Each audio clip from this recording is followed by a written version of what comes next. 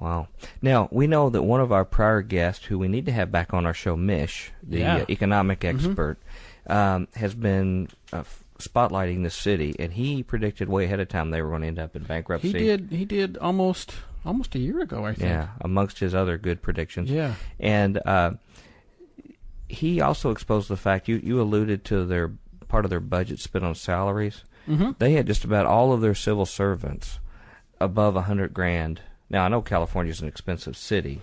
Yeah, but it ain't that expensive. But it was just enormous, the kind of salaries that like animal control people were getting and things like that. Oh yeah. Well, like I said, not to defend them, but to help explain it. First of all, the Bay Area is an incredibly expensive place to live. As anecdotal evidence to that, I had a friend of mine buy a house in the El Cerrito area, which is just north of Berkeley. He was paying $3,600 a month for a 1,500 square foot house. Oh my goodness! Yeah, think about that. For $3,600 a month for a small house, relatively small house. Why does everybody stay? If you are in first of all, some people really like the diversity and the sort of New Age occultism, to be honest. Okay. Let me just lay that right out there. Yeah, sure. And there's plenty of that there. Yeah. As far as the South Bay, it's one of the big hubs for the technology thing. Right. And I know a lot of IT people live there because of that. And, if you're an IT guy in San Jose, you can make $80,000 a year without too much problem. So it sort of offsets it. That sounds like a lot of money to a lot of our listeners. But when you're talking about that expense, they won't go that far. Boy, I tell you, man, moving out here to the the quote unquote flyover country here. Yeah. It was like people would tell me what they were paying a month for housing, right. And I was like, "Is it a shack? Yeah, Is it a tent? Right. It's it's a different world." Yeah. And also to clarify to our listeners too, this is not just a problem in California, which a lot of times we see as sort of an anomalous environment in America.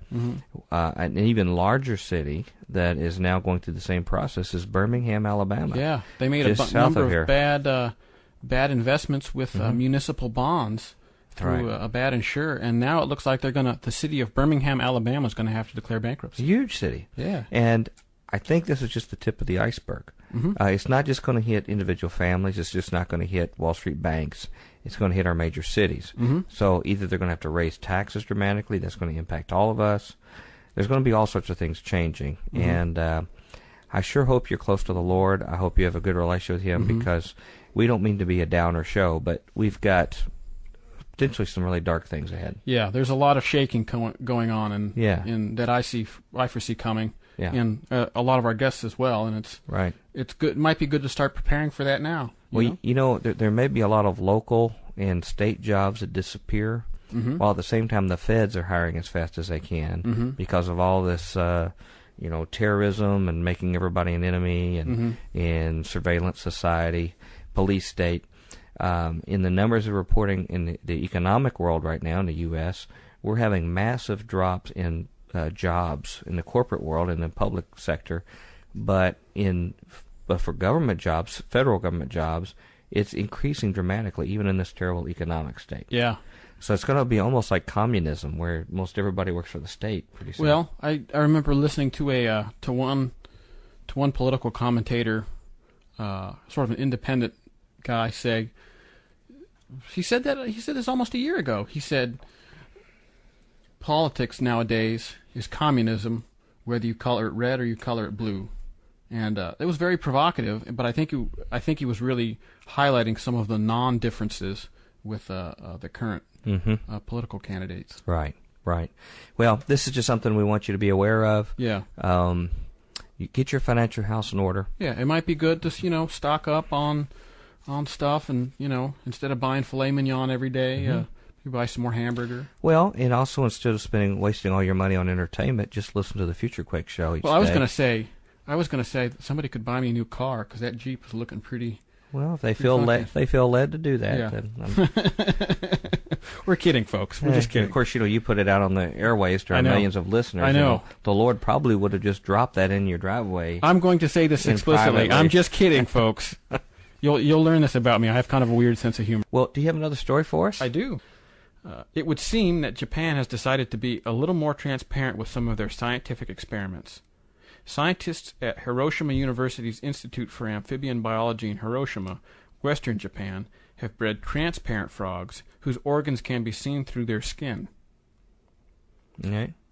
The lead researcher, Masayuki Sumida, says researchers produced a creature from rare mutants of the Japanese brown frog, Arena japonica. You can see through the skin how organs grow, how cancer starts and develops. The researcher can observe how toxins affect bones, livers, and other organs at lower costs. Where did we go? I made you lose your space. I'm sorry. Let me know if it gets too slick for you. You can watch organs of the same frog over its entire life as you don't have to dissect it, according to Professor Sumida. Reducing the number of dissections in schools will eliminate a lot of controversy from animal rights groups concerned with humane treatment of laboratory animals. It will also save schools money on the purchase of frogs to dissect. The researchers also say that by fusing the genes of fluorescent proteins to the frog's genes, they can create frogs that glow. Supposedly, they would be able to see exactly when a cancer begins to develop, as the frogs will actually begin to glow in the dark. I can't imagine any genetic engineering being on the horizon to breed transparent cats or dogs. I sure hope not. However, I bet lots of parents wish those hamsters and gerbils that occasionally get loose would glow in the dark. Professor Sumida may start a sideline product by producing glow-in-the-dark little pets to pay for his research. Okay.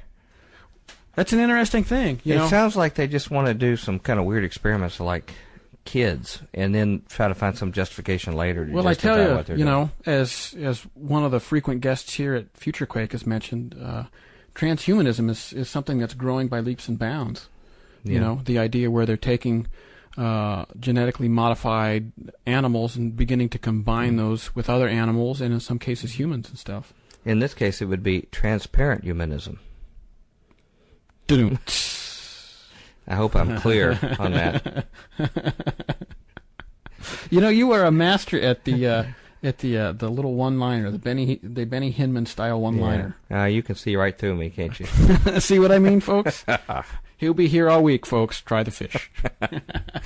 Well, we don't offer much by way of information, but we try to maybe get you a little laugh about doom and gloom and terrible things happening in the world. And we hope you enjoy that. We're going to have to say goodbye, but we need to let Merv tell them how they can send information. You know what? If you'd rather not hear us blather, send us some emails. Let us know what you think about the show or a guest or some new topics. But I'm taking away Merv's thunder here. Merv, you tell them how they can find out more about our show and how they can get info back to us. FutureQuake radio broadcasts are archived at www.futurequake.com, suitable for downloading or streaming, as well as other show information. Email Dr. Future and Tom Bionic at drfuture@futurequake.com. That's drfuture at futurequake.com. Tell us your name, city, and radio station or internet, and if we can use your name on air. Comments on the show's topics or guests, or suggestions for future show topics or guests are most welcome. Dr. Future and Tom will discuss selected emails each week during the radio broadcast. Okay, Merv, thank you so much for that. And ladies and gentlemen, it's time for us to call it a week on the FutureQuake show. We're going to split. And we've got a great show next week, and we've got some big names coming up in the next few weeks ahead. So I won't give it away, but I'm excited. I will say that. Yeah. Oh, yeah. It's going to keep getting better, but we always would like any kind of suggestions you have for guests. So until then, we're going to have to say goodbye, but we hope until next Monday, we hope your future is very bright. Any last words? Auf Wiedersehen.